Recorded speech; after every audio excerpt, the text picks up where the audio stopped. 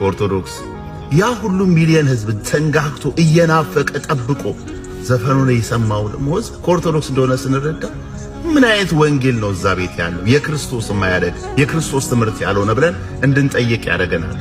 እስከሚገባኝ ድረስና እስከማውቀው ድረስ ኦርቶዶክስ ተዋህዶ ቤተክርስቲያን የትኛውንም ሙዚቀኛ ዘፋኝና ሙዚቀኛ ይለያያል። እንደምታውቁት ታርጌት እሱ አይደለም። ብቻ የትኛውንም ወክላ ዝፈንልኝ ብላ የላከችው ሰው የለም። ስለዚህ ባላከችው ሰው ልትወቀስ አትችልም። ሁለተኛ ነገር ደግሞ አድማጮቹ በእምነታቸው የተነሳ እንደሚያደምጡት አልገለጹም እና ሰው በእምነቴ ነው ማደምጠው ሳይል ጥናት ሳይደረግ አብዛኛው ኦርቶዶክስ ብሎ ማለት ወይም ኦርቶዶክሶች ብሎ መግለጽ ለኦርቶዶክስ ያለን ጥላቻ ያሳያል። ግን ደግሞ የሚሰሙትን ከማንሳታችን በፊት የሚሰማውን የሚያቀናብሩት እነማን ናቸው? ኢየሱስ ዘፈን አይጠላም ያሉ ዛሬ በጣም ይወደሱ የፕሮቴስታንት ዘማሪዎች እዛ ሆኖ ሲዘፍኑ አልነበረም ወይ? ያኔ ድምጻችሁ ያልተከፈተ አፋችሁ ያልከፈታችሁ አሁን በዚህ ልክ የሰው እምነት ላይ ማቀርሸት ምን የሚሉት አስተዳደግ ነው? ይሄ ብልግና አይደለም ወይ የሚል ጥያቄ ያስነሳል። ሌላው ነገር ዘፈን ኃጢአት አይደለም የሚል መጽሐፍ ያዘጋጀ የፕሮቴስታንት ሰው እንዳለ ታውቃላችሁ። ህንጸት የሚል ዩቲዩብ ቻናል አለ፣ እየገባችሁ ተመልከቱት። ክርክሮች ተደርገውበታል ምናምን እና ዘፈን ሁሉ ኃጢአት አይደለም ብሎ የሚያምን ክፍል አለ፣ እንደዚህ አይነት እምነት ያለው ማለት ነው። ሶ ይሄንንም ማሰብ ያስፈልጋል እዛው ፕሮቴስታንት ውስጥ ማለት ነው። ለማንኛውም ግን የትኛውንም ሰው ዝፈንልኝ ብላ አላከችም፣ ልትወቀስበትም አትችልም። የሰሙትን ሁሉ ኃጢአተኛ እውነት ለመናገር ከአንዳንድ በክርስቶስም ከሚነግዱና ከሚሸቅጡ አገልጋይ ከሚባሉ የፕሮቴስታንት ሰዎች የተሻለ ቴዲ ለእግዚአብሔር የቀረበ ሊሆን ይችላል የተሻለ እና በሚያደርገውም ነገር የተሻለ እንደው እግዚአብሔር እንድናመሰግን ሊያደርገንም ይችላል። ከአንዳንዱ የተሻለ ነው የምላችሁ እና ለመመጻደቅ ባትሞክሩ ጥሩ ነው። ከሌላ የተሻለ ለማቅረብ አላት ብዬ አስባለሁ። እኔ ሳልማር ያዘኝ ይሄ ሳልማር ነው እውነት ነው የምነግርህ። ይሄ ተምሬ ገብቶኝ ምናምን ገብቻለሁ። ዝም ብዬ ሳስበው እግዚአብሔር አምላክ ኢየሱስ ክርስቶስ በእሷ ያለምንም ጉዳይ በእግዚአብሔር ብቻ አምሳያ በእግዚአብሔር ፍቃድ ከሱ ከተወለደች እሷ የሚላትን ነገር ትሰማለች፣ ይሰማል። ቢያንስ ዛርቶ የሚላትን ነገር ትቀበል የሚል ሐሳብ አለኝ ውስጤ። በህይወት አሁን አለች ወይ ድምጼን መስማት ትችላለች ወይ ብትለኝ መስማት አትችልም። በሁሉ ስፍራ የሚገኝ ሁሉን ነገር የሚያውቅ በጊዜ በቦታ በሁኔታ የማይወሰን እግዚአብሔር ብቻ ነው። እግዚአብሔር ከባህሪው መካከል ያካፈለናል፣ በፍጹም ደግሞ ያላካፈለም። ገብቷል? እግዚአብሔር ሁሉን ቻይነቱን ለሰው ልጅ ያላካፈለም፣ በሁሉ ቦታ መገኘትን ለሰው ልጅ ያላካፈለም። ካላካፈላችሁ ነገሮች አንዱ ይሄኛው ነው። በሁሉ ስፍራውን ለምሳሌ አንተ ኢትዮጵያ ነው እኛ ያለ ነው ሌላ ሰው አውስትራሊያ ያለ ሰው አሜሪካ ያለ ሰው ማርያምን ቢያናግራት ማማልጂ ምናምን ብላት የት ሆና ነው የምትሰማው? በሁሉ ስፍራ አለች ማለት ነው። በሁሉ ስፍራ የሚገኘው እግዚአብሔር ብቻ አይደል? ስለዚህ በሁሉ ስፍራ የሚገኘው እግዚአብሔር ብቻ ከሆነ ላንተ ኢትዮጵያ ሆነ እያማለደች አውስትራሊያ ወይ አሜሪካ ያለው ሰው ቢጠይቅ ምን ታደርጋለች?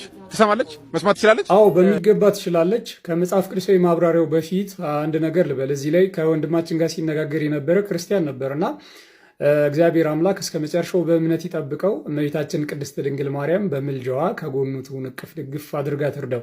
ወደ መልሱ ስንመጣ በመጀመሪያ ጥያቄው በነገራችን ላይ ፋላሲ ያለው ማለትም አንድን ጸሎት ለመስማት የግድ እዛ ቦታ ላይ መገኘት አለበት የሚል አይነት ስህተት አለው። ይሄ ስህተት ነው። ይሄ አነጋገሩ ወንድማችን እግዚአብሔርንም ሰው አደረገው። ልክ ሰው አንድ ስፍራ ላይ እዛ ስፍራ ላይ ካልተገኘ በቀር ያን መስማት ስለማይችል ልክ እንደዛ እግዚአብሔርም በሁሉም ቦታ ያለውን የሚሰማው ሁሉም ቦታ ስላለ ነው። ይሄ ስህተት ነው። በነገራችን ላይ እግዚአብሔር አምላክ ኦምኒሴንት ስለሆነ ነው እንጂ ጸሎትን ሁሉ የሚሰማው ኦምኒፕሬዘንት እና ኦምኒሴንት ሁለቱም የራሱ የሆኑ የእግዚአብሔር ባህሪያት ናቸው። ኦምኒፕሬዘንት ስለሆነ አይደለም ኦምኒሴንት የሆነው ወይንም ደግሞ ሁሉም ቦታ ስለሚገኝ አይደለም ሁሉን አዋቂ የሆነው። ሁሉን አዋቂነትም ልክ እንደ ሁሉም ቦታ መገኘት የራሱ ባህሪ ስለሆነ ነው። ስለዚህ እግዚአብሔርንም ልክ እንደ ሰው እዛ ቦታ ላይ ስለተገኘ ያን ጸሎት እንደሰማ አድርጎ ማቅረብ በራሱ ስህተት ነው። ሲቀጥል በመጽሐፍ ቅዱስ ላይ እዛ ስፍራ ላይ ሳይገኙ እዛ ስፍራ ላይ የሚከወነውን ነገር የሰሙ ወይም የተመለከቱ ብዙ ሰዎች በመጽሐፍ ቅዱስ ላይ ተጠቅሷል። ለምሳሌ ኤልሳን ማንሳት እንችላለን። ኤልሳ ሁለተኛ ነገሥት ምዕራፍ 5 ላይ ጊያዝ ንዕማንን ተከትሎ ሄዶ የተቀበለውን ነገር እዚሁ ቤቱ ቁጭ ብሎ እንደሰማ እንደተመለከተ ይናገራል። ቀጣዩ ምዕራፍ 6ም ላይ ደግሞ አንድ ንጉስ በእስራኤል ላይ አስቀድሞ የሚያቅደውን ነገር ኤልሳ እያወቀ ለእስራኤል ንጉስ ሲያሳውቀውና ያ ንጉስ ደግሞ ከኛ መካከል ለእስራኤል ንጉስ እየሄደ የሚጠቁም ሰላይ አለ ወይ ብሎ ሲጠይቅ ባሪያው የዛ ንጉስ ባሪያ አይደለም አንተ በእልፍኝ ሆነ የምትናገረውን ነገር እዛ ያለው የእግዚአብሔር ነብይ ኤልሳ ለንጉሱ ይነግረዋል። ምክንያቱም ስለሚያውቅ ማለት ነው። ሰው ኤልሳ እንዴት አወቀ እዛ በእልፍኙ ንጉሱ የሚነጋገረው ነገር ሲባል ምንድነው የእግዚአብሔር መገለጥ ነው። ወደ አዲስ ኪዳንም ስንመጣ ለምሳሌ ሐዋርያት ሥራ ምዕራፍ 5 ላይ የምናገኘው ታሪክ አለ። ሐናንያና ባለቤቱ ያደረጉትን ነገር ጴጥሮስ ያወቀው እነርሱ ያሉበት ስፍራ ተገኝቶ አይደለም፣ እግዚአብሔር አምላክ ገልጦለት ነው እዛ ስፍራ ላይ ያለውን ነገር ያወቀው ማለት ነው። እንዲሁም ደግሞ የሐዋርያት ሥራ ምዕራፍ 16 ቁጥር 9 ላይ ስትመለከቱ አንድ ሰው በመቄዶንያ አልፎ ጴጥሮስን እርዳኝ ብሎ ሲለምነው በራእይ ጴጥሮስ ይመለከታል።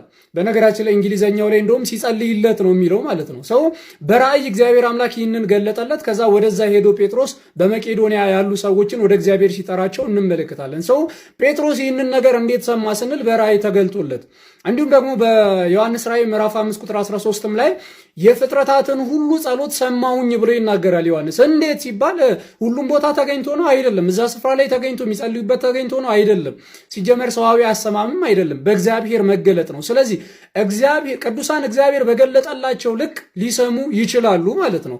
እኛ ለምሳሌ ስለ ቅዱሳን ስንናገር ስለ እመቤታችንም ስንናገር ሁሉን ቻይ ናት፣ በሁሉ ስፍራ ትገኛለች ብለን አናውቅም። እኛ ምንለው ምንድነው እግዚአብሔር በገለጠላት ልክ ግን ትሰማለች። እግዚአብሔር ይገልጣል። አዎ ይሄው ገልጦ በመጽሐፍ ቅዱስ በተለያየ ስፍራ ላይ ይሄው አየን፣ በጣም ብዙ ቦታ ላይ። ያውም ደግሞ ዮሐንስ ራእይ ምዕራፍ 5 ላይ ደግሞ የፍጥረትን ሁሉ ጸሎት ነው ሰማሁኝ ያለው ዮሐንስ ራእይ ምዕራፍ 5 ቁጥር 13 ላይ ማለት ነው። ስለዚህ እግዚአብሔር አምላክ አዎ ይሄው ይገልጣል። ስለዚህ እግዚአብሔር በገለጠላቸው መጠን ልክ ያውቃሉ። ይሄ የነሱ የችሎታ ጉዳይ አይደለም። ማርያም እኮ ሰው ናት፣ እዚህና እዛ እንዴት መስማት ትችላለች ብለን የእሷን ችሎታ የምንጠይቅበት ጉዳይ አይደለም። የእግዚአብሔር ችሎታ ነው በዛ መንገድ የሚታየው። ምክንያቱም እግዚአብሔር ያስችላል ወይስ አያስችልም ነው። ሲቀጥል ደግሞ ኢትዮጵያና አውስትራሊያ ሁሉም ስፍራ አይደለም። በነገራችን ላይ ኢትዮጵያና አውስትራሊያ ላይ ያለን ነገር አንድ ቅዱስ ሰማ ማለት ሁሉን መስማት ቻለ ወይ ሁሉን ማድረግ ቻለ ማለት በፍጹም አይደለም። ሁሉ እኮ ይሄ ምድር እኮ ሁሉ አይደለም። እንዴት ነው የምናስበው ሲጀመር? ሲቀጥል ደግሞ አይ ሞታለች እኮ ከሞተች በኋላ እንዲህ አይነት መገለጥ ሊሰጣት አይችልም ለሚል ሰው ደግሞ ማን እናነሳለን? የሉቃስ ወንጌል ምዕራፍ 16 ላይ ያለውን አብርሃምን እናነሳለን። የሉቃስ ወንጌል ምዕራፍ 16 ላይ አብርሃም እነ ሙሴና ነቢያት አሏቸው ብሎ ሲናገር እንመለከታለን። በአብርሃምና በሙሴ መካከል ወደ 400 ዓመት ያህል ልዩነት አለ። አብርሃም ከሞተ ከ400 ምናምን ዓመት በኋላ ነው ሙሴ መጣው። አብርሃም ከሞተ በኋላ ሙሴ በህይወት መኖሩ በምድር ላይ መኖሩ እንዴት አወቀ ሲባል እግዚአብሔር አምላክ ገልጦለት። ስለዚህ የእግዚአብሔር መገለጥ በሁሉም ዘመናት በቅዱሳን ህይወት ውስጥ አለ፣ በምድርም በሰማይም። ስለዚህ እግዚአብሔር አምላክ በገለጠላቸው ልክ እመቤታችን ቅድስት ድንግል ማርያም እግዚአብሔር በገለጠላት ልክ ትሰማለች፣ ታውቃለች ብለን እናምናለን። ይህ የእሷ የችሎታ ጉዳይ ሳይሆን የእግዚአብሔር መገለጥ ጉዳይ ስለሆነ ሰላም ክርስቶስ ይብዛላችሁ። ከቴዲ አፍሮ ዘፈን ዜማ ያልሰረቀ ብፁዕ ነው የተባለ ነው የሚመስለው። እነዚህን ዝማሬዎች ሰምተን እንምጣ። ጌታ ያለው ሰላም አለው፣ ጌታ ያለው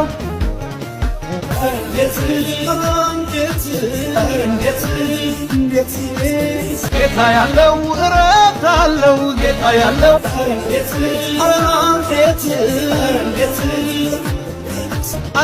አለው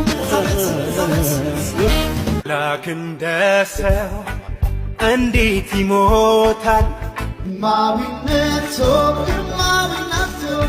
የትንደራሰ ይሄ ለማመን በጣም ይከብዳል።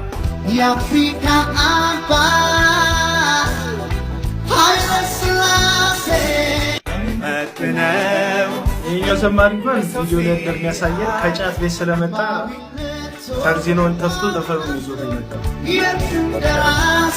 አምልኮና ምስጋናዬ ለፍቅር ምላሽ ባይሆንም ከልቧ ሰው ተቀየመ ጨክና ሷታው ደከመኝ ሰለቸኝ ብዬ አስችሎኝ ዝም ማለለም ለምን ይሆን በቃኝ አለች ላይኗ እንኳን የጠጣችን ዝም አለለም ጨምራለሁ ተደርጎልኝ ባይኔ ያየው ይቅርታ በጣም ወደው ደስታዬ ለኔ ጌታ እቀኛለሁ ፊቱ በደስታ እንደገና ዘይናብሳ የቤት ማፍር ማየው ነገር ከምስጋናዬ አያግደኝም የምሰማውን አንተን ከማድረግ አያስኩለኝም ማን በልጅነቴ መርቃን ስትሞት እናቴ ወለል አረልኝ በፍቅር ብራንድ አለች አንቺ ላይ ወስዳታለች ምድረ በዳዬን ዓለም ልሞታል ያየኝ ባህሩን ከፍሎ ያሻግ ይሄ ነገር ይመሳሰላል። ያው የዮሴፍ ካሳ ግን ይመሳሰላል። ያለማለሙኒ የሚያሰብሩ ቢቷ ወጣቻለሁ ካንጀቷ መዝሙርማ ስንት ጊዜ ቸርች ውስጥ ሸብረባልንበት። ስሙት እስቲማ ከሰማዩ በታች እንዳለው ደመና ለክብር ለዝና የጀለው መስገና ስለ ፍቅር ሲባል ስለ ጽድቅ አወራን ተሳስተናል አንድ ላይ ብንሆንም ተለያይተናል ሐዘን ያጠላበት የልቤ ደጃፉ ክብርህን ያየለት አዲስ ነው ምዕራፉ አጥተናል እውነት ነው ተቸግረን ብዙ አይተናል የመጣነው መንገድ ያሳዝናል ይቸኩላል በምስጋና እሸነጋ መቼልና እግር ይዞ እንዴት አይሄድ ሰው ወደፊት አይራመድ ይቸኩላል ለዘማሬ ክብር አይደልኝ ለኔስ ክብሬ አፈር ይዞ ውስጡ አረንጓዴ ለምን ይሆን የራበው ሆዴ ከሰማዩ በታች እንዳለው ደመናን ከአድማስ የራቀን ምነው ይሄ መንገድ ያባክነኛል። በአጠቃላይ ቴዲ አፍሮ የት ነው ማጅራትን የተመታው ቢባል የቸርች ዘማሪዎች የሚገኙበት ስቱዲዮ ነው የሚለን። ብዙ ሰው ብዙ ቦታ ማጅራቱን ተመታ ያውቃል። የቴዲ አፍሮ ግን ለየት የሚለው ስቱዲዮ ውስጥ በቸርች ዘማሪዎች ነው ዜማውን ማጅራት የተመታውና እግዚአብሔር ራሱ ከሆነ ሰው መንትፋችሁ የምትሰጡለትን አምልኮ ዜማ መስዋዕት እንዴት አድርጎ ይቀበላል ብላችሁ እንዳሰባችሁ አይገባኝም። በእርግጥ አሁን ዘመነኛው ትውልድ ሁሉም ነገር የእግዚአብሔር ነው የሚል የተንሻፈፈ ፍልስፍና ይዟልና ከዘፈንም አምጥታችሁ ብትዘምሩለት ተቀብሏችሁ አብሯችሁ እንደሚዘምር አውቃለሁ። ነገር ግን እግዚአብሔር ቅዱስ ነው። ቅዱስ ማለት የተለየ ማለት ነው። ዜማ ስርዓቱ፣ አወጣጥ፣ አገባቡ የተለየ እንዲሆንለት ይፈልጋል እግዚአብሔርና መሰልና ተመሳሳይ ነገር የሚመቸው ሰይጣን ማንነቱ ጨለማ ነው፣ ግን ራሱን የሚያስመስለው የብርሃን መልአክ ነው። እግዚአብሔር እንድታስመስሉ አስመሳይ እንድትሆኑ ሳይሆን የሚፈልገው ቅዱስ የሆነውን አምልኮ ማንነታችሁ እንድታቀርቡለት ነውና ፕሊዝ ፕሊዝ ፕሊዝ ዘማሪዎች እያመጣችሁ የሰው ዜማ እየሰረቃችሁ ቸርች ውስጥ አትዘምሩ።